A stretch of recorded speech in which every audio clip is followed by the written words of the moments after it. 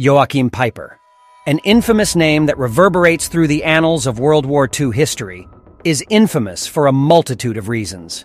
However, while examining the photos and videos of this enigmatic figure, there is another character who invariably shares the spotlight, but for some reason isn't really known to the public. This is the story of Joachim Peiper's right-hand man. Welcome back to History at War, ladies and gentlemen, where we uncover history. But first, Joachim Peiper's notoriety stems from his association with the Waffen-SS, the military arm of the SS during World War II. He was a staunch and dedicated officer, serving as the commander of the infamous 1st SS Panzer Division, Leibstandarte SS Adolf Hitler, LSAEH. Under his leadership, the division was involved in numerous battles, including the Battle of Normandy, the Ardennes Offensive, the Battle of Kursk, and much more. Peiper was also involved in different war crimes, which led him to some jail time after the war. Peiper fought on both fronts in some of the toughest battles. But one man who seemingly accompanied him at every turn. It is this mysterious companion, this constant figure by Peiper's side. This man was Werner Wolff, a decorated officer with the rank of Obersturmführer, first lieutenant, in the 1. SS Panzer Division Leibstandarte Adolf Hitler, LSAEH, of the Waffen-SS, exemplified both the dedication and the controversial nature of his unit during World War II. He was born in 1922 in Memel, Prussia. He joined the German armed forces at just 18 years old, and in 1940 he found himself within the Panzer Division and would rise through the ranks quickly. Wolff was an exceptional soldier with a lot of skill in fighting. He was well regarded by his men as a tough bastard considering his age too. He was only 19 to 20 years old in his toughest battles.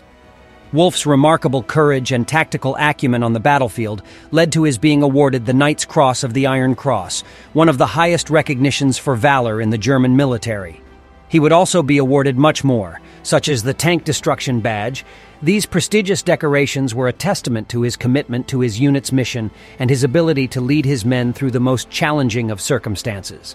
Throughout his service in the LSAH, Werner Wolff faced both adulation and criticism. The division, initially formed as Hitler's personal bodyguard, evolved into a combat force responsible for numerous war crimes during the war. While Wolff himself was honored for his battlefield accomplishments, he was very highly regarded by his men. This was one of the main reasons he was in the inner circle with people like Peiper. Regardless of what we think of his nature, we must give combat credit where it is due. Anyway, let's continue to find out where he earned all of his awards for his combat acumen. Wolff's legacy would start in Kharkov, during the Third Battle of Kharkov. One of the most remarkable feats attributed to this soldier Wolff was his proficiency with a self-propelled 3.7 centimeters Pak gun. In the heat of battle, he personally destroyed an astounding 11 enemy guns using this weapon. This achievement alone highlights Wolff's exceptional marksmanship and tactical acumen. By eliminating these enemy guns, he not only disrupted the enemy's firepower, but also significantly contributed to the success of his own unit.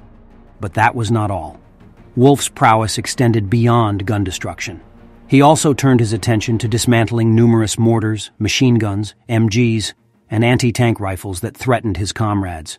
His ability to neutralize these critical threats demonstrated his commitment to protecting his fellow soldiers and securing victory on the battlefield. What truly sets Wolff apart, however, is his audacious act of knocking out not one, but 2 T-34 tanks at extremely close range using his 3.7 centimeters Pak gun.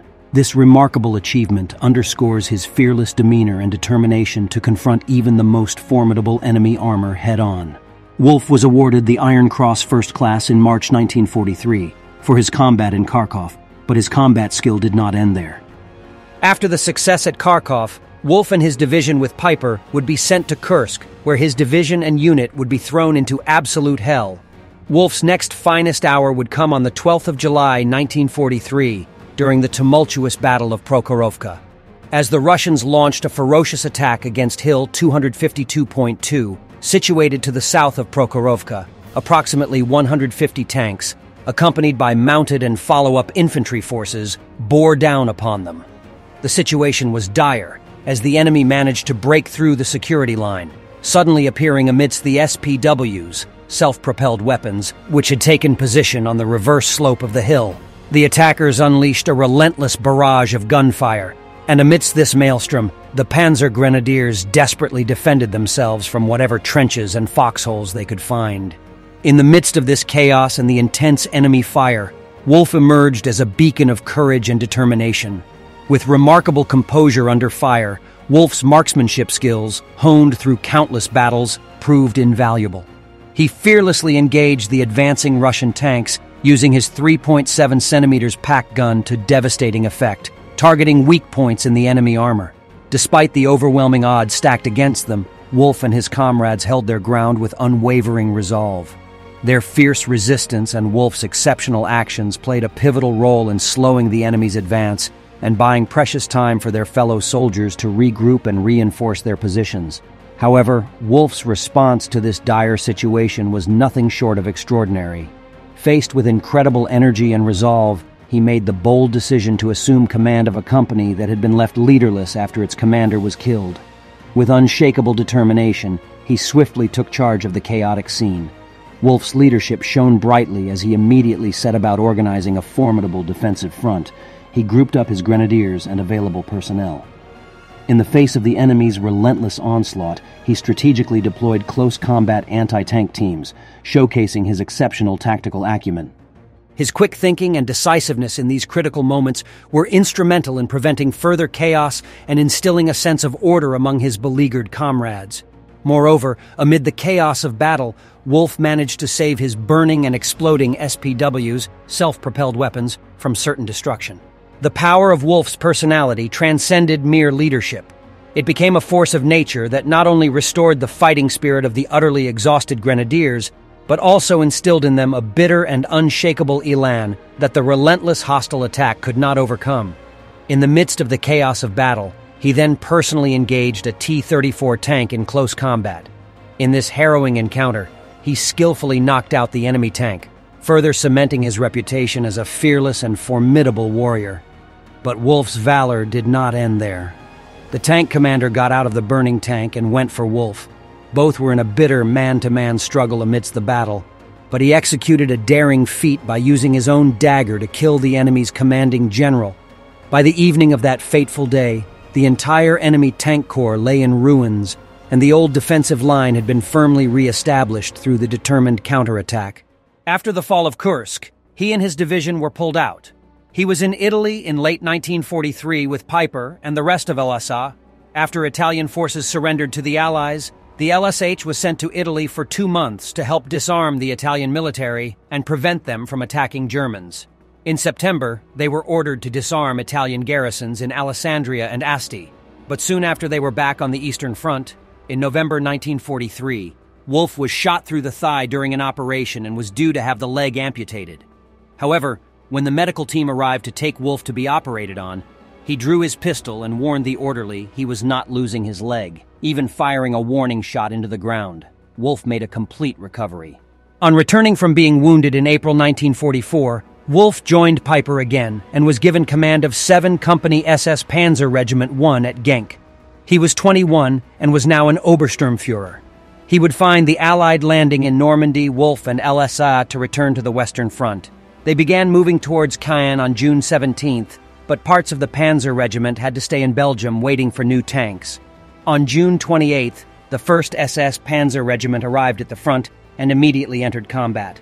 Like other German units in the area, they primarily fought defensively. The valor and dedication displayed by Wolff in the defense of Tilly set him apart as a shining example of military excellence.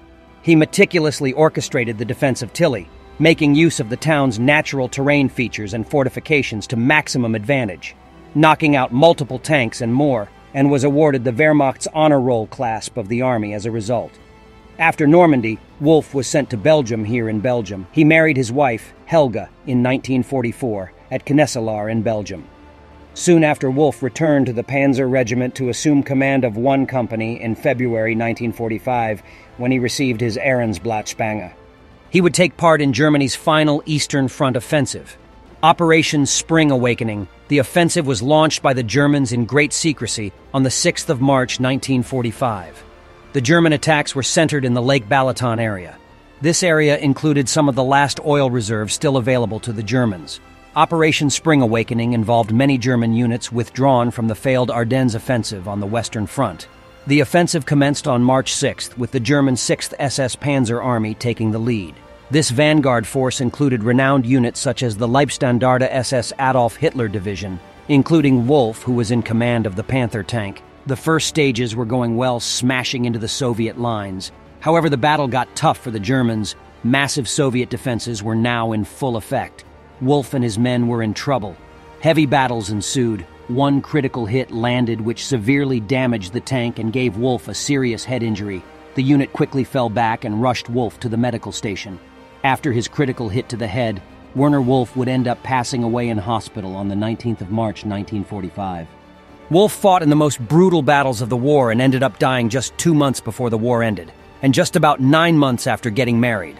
And there we have it, the story of Werner Wolff, Joachim Peipers' right-hand man. We hope you found this video intriguing and learned something new. We absolutely love making these videos. And also we have our weekly book list down below with our Patreon for more content and our Instagram. We will see you guys soon.